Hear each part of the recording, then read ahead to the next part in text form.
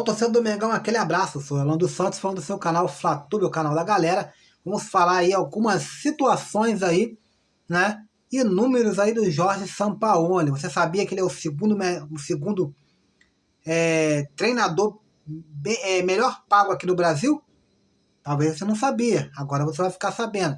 E tem mais, vamos falar aí das suas fragilidades. E alguns analistas aí analisaram, né, o problema da defesa do Flamengo. Por que o Jorge Sampaoli sofre tanto, o time do Jorge Sampaoli sofre tanto na defesa? Você quer saber de tudo isso? Assista esse vídeo até o final. Galera, antes de mais nada, se inscreva no canal, ative o sininho de notificação para não perder nossos vídeos. Deixe seu like, seu comentário, isso é muito importante para nós. E vamos aí às notícias do Mengão. Vamos falar aí só do técnico Jorge Sampaoli. Você sabia que o Jorge Sampaoli é o segundo técnico bem melhor pago do futebol brasileiro? Não sabia disso não? Tá sabendo agora no Flatube. O técnico português do time do Palmeiras recebe aí cerca de 2,8 milhões, quase 3 milhões aí de reais, e é o que lidera aí o ranking dos técnicos mais bem pagos aí do Brasil, né? Jorge Sampaoli do Flamengo e Bruno Lage do Botafogo, ambos recebem 2 milhões. Dorival Júnior e Renato Gaúcho embarcam aí na terceira posição com 1,2 milhões. Olha, por conta do salário alto, as cobranças que têm recebido aí, os maus resultados, Sampaoli pode cair em 2024. A gente vai falar isso, vamos entrar nessa questão aí. Vou falar primeiro, né, alguns conselheiros do Flamengo exigem aí já a saída de imediato do Jorge Sampaoli. E o Landim, ele está assumindo todo o risco, porque em 2024 é um ano de eleição. Então vamos entender um pouco vamos conjunturar o cenário do Flamengo para 2024. 2024, ano de eleição. Se o Rodolfo Landim manter a permanência de Jorge Sampaoli no Flamengo e o Jorge Sampaoli dá a volta por cima ali com as reformulações do elenco, tirando aquela zagueirada ali, jogadores velhos ali, né, experientes, muitos jogadores podem estar de saída. É o caso aqui, Davi Luiz, Rodrigo Caio, Pablo, Felipe Luiz, o próprio Everton Ribeiro também pode estar de saída, né? Então só aqui já são 5 jogadores. E se caso esses jogadores realmente saiam do Flamengo, vai ter que entrar 5 jogadores novos, seja da base ou seja contratado. Então a reformulação do elenco do Flamengo, ela já está sendo feita. A reformulação do elenco do Flamengo, ela já está sendo feita. Agora, se o Flamengo continuar com o Jorge Sampaoli e o Jorge Sampaoli naufragar novamente, aí, meu amigo, aí o Rodolfo Landim estaria com a corda no pescoço para pular no precipício. Estaria com a corda no pescoço, prestes a pular no precipício. E aí eu falo para você, se você é o Rodolfo Landim, você assumiria esse risco? Deixa aí nos comentários.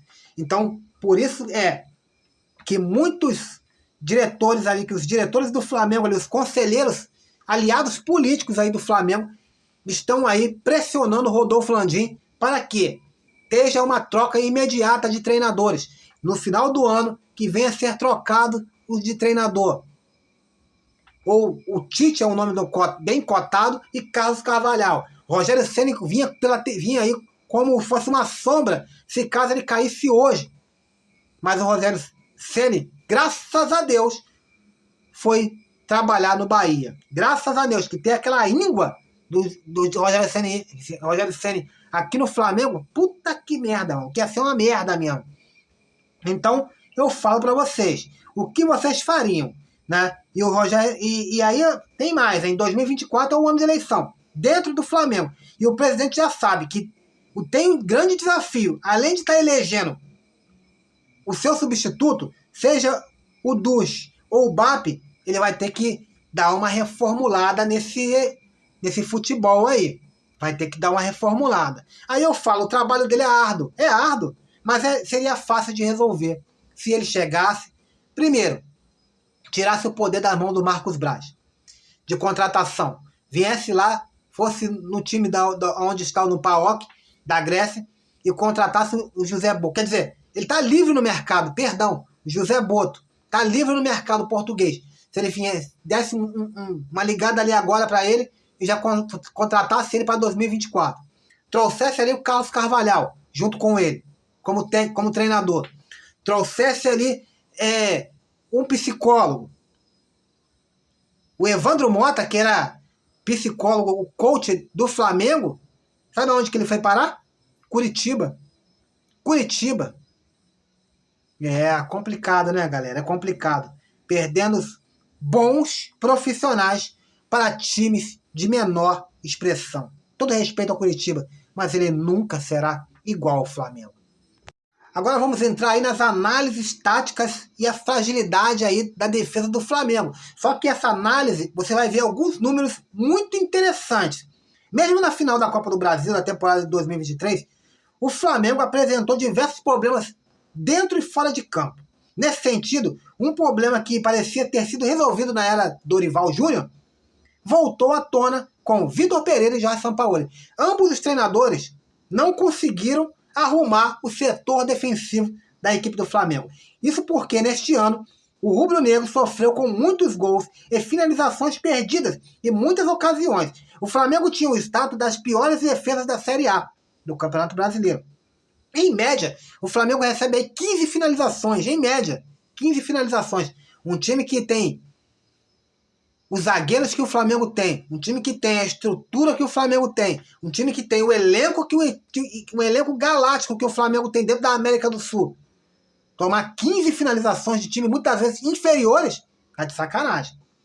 E aí, somente utilizando o Brasileirão como suporte, por exemplo, o Flamengo cedeu 27 gols e marcou 36 gols.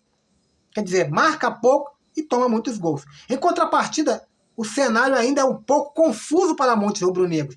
Aí que tá a brincadeira. Toma muitos gols, finaliza muitos gols, deixa o inimigo finalizar, o adversário finalizar, muitas das vezes, mas tem números interessantes. Aí eu vou falar para você. Contrapartida, o cenário ainda é um pouco confuso para muitos rubro-negros, visto que a zaga de Jorge Sampaoli possui bons números na temporada. Fabrício Bruno e Léo Pereira são destaques no setor de acordo com o SofaScore. Léo é ainda o melhor zagueiro do Campeonato Brasileiro. Léo Pereira é o melhor zagueiro do Campeonato Brasileiro. Além disso, Matheus Cunha é brilhante e muitas vezes salvador na meta do Flamengo. Então os dois zagueiros do Mengão, mais o goleiro, dão números, não dão números aí evidentes aí essas estatísticas que nós estamos sofrendo tanto. Por quê? O Léo Pereira é o melhor jogador, é o melhor zagueiro do Campeonato Brasileiro. E o Fabrício Bruno, tanto o Matheus Cunha, são excelentes jogadores. O Flamengo sofre tanto defensivamente com os zagueiros e o goleiro Matheus Cunha vem se destacando. Buscando uma resposta para esse questionamento, entramos em contato com analistas para entender o assunto. Veja a explicação de cada um. Né? A irregularidade do Flamengo é a culpa compartilhada. O analista Vitor Nicolau inicialmente destacou que a grande parte das finalizações são oriundas de fora da área, ou seja, existe uma deficiência grande na proteção da meia-lua do Flamengo. Então aqui, o Vitor Nicolau, ele fala que a deficiência é maior do Flamengo. O Flamengo sofre muitos gols, mas as finalizações vêm muito de fora da área. Então, o problema maior ali está no setor de meio campo. Aí eu completo mais a matéria. Para Nicolau, esse é um dos grandes problemas do trabalho de Jorge Sampaoli. Em seguida, o analista tático explica que isso é o reflexo da irregularidade da equipe. Com relação aos gols sofridos, podemos falar sobre Matheus Cunha, especialmente na Libertadores. Mas o próprio número de gols sofridos é interpretativo. Caso descontemos os 2 jogos de mobilização pífia diante do Bragantino e Cuiabá, teríamos 7 gols sofridos a menos. Ele fala que, se não fosse aqueles 2 jogos fiascos ali, em que o Flamengo tomou 4-0 para o Red Bull e 3-0 para o Cuiabá, são 7 gols que o Flamengo tomou em 2 partidas, nós teríamos, aí vocês vão se espantar. Se não tivesse acontecido, nós seríamos a terceira melhor defesa do Campeonato Brasileiro. Terceira melhor defesa do Campeonato Brasileiro. Pensa que tudo isso é reflexo da irregularidade do time, que é fruto de uma culpa compartilhada dos atletas e técnicos do Flamengo. Escolhem jogos para ter maior ou menor mobilização. Outro acaba mexendo demais para quem não teve uma pré-temporada para amadurecer a equipe, seus diferentes estilos. Então ele está falando aqui que ele falou aqui em 3 problemas. Ele fala do setor defensivo, que a culpa do Flamengo está tomando muitas bolas ali. É justamente no meio de campo ali, né? Tá sofrendo muito porque os zagueiros não apertam, os volantes não apertam ali, deixam chegar a finalização. E outra, as diversas mudanças do Jorge Sampaoli, né? Então, isso aí foi a visão do Nicolau, né? Agora vamos falar aqui do Rafael Rabelo, né? Ele fala aqui de indecisões alimentam o problema defensivo, né? Ele fala, já para Rafael Rabelo, alguns aspectos são cruciais para responder essa questão. Primeiramente, a execução do bloco alto, que não funciona e permite que os adversários consigam invadir o campo do Flamengo com facilidade. A pressão pós-perda, assim que as indecisões dos jogadores de campo acarretam no problema defensivo. Rafael, no entanto, indica que Sampaoli encontrou uma forma de sofrer menos quando ele passa a escalar 2 volantes. Aí fala assim, por vezes, nota-se que os atletas tinham uma certa dúvida para quem saltar a pressão e quem fazer a cobertura. Isso foi... Ele dá até um exemplo aqui no gol do Lucas, né? Quando o Flamengo empatou com o time reserva de São Paulo. Bateu uma indecisão. Quem ia saltar a pressão e quem ia ficar na sobra.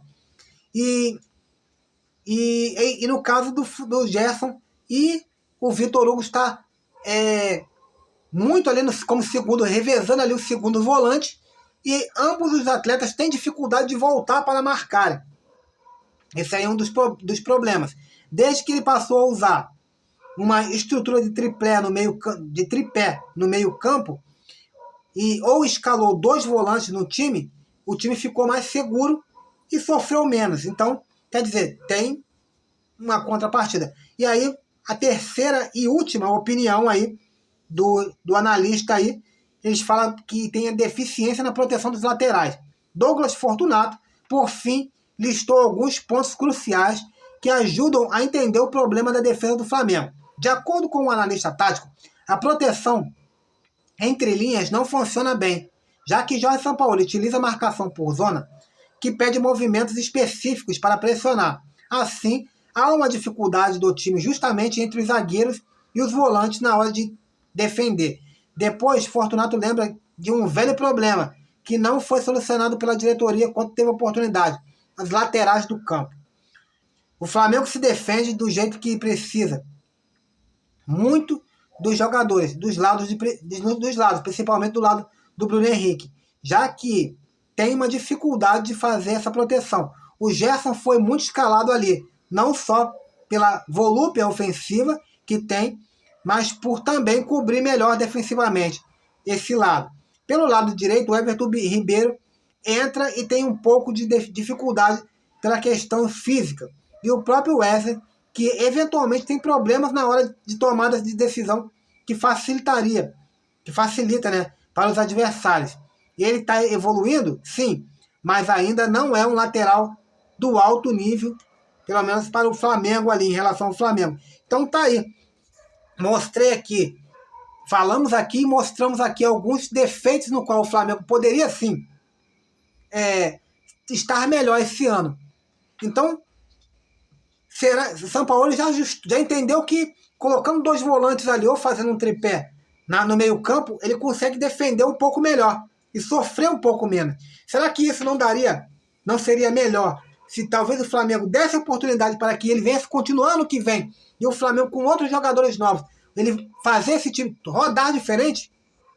Ou seria a oportunidade de sim, mandar Jorge Sampaoli embora, trocar tudo e começar do zero novamente em 2024? Fica aí no comentário, fica aí na sua opinião. Galera, esse é o vídeo aí de hoje. Espero que você goste. Curta esse canal, compartilhe e fui!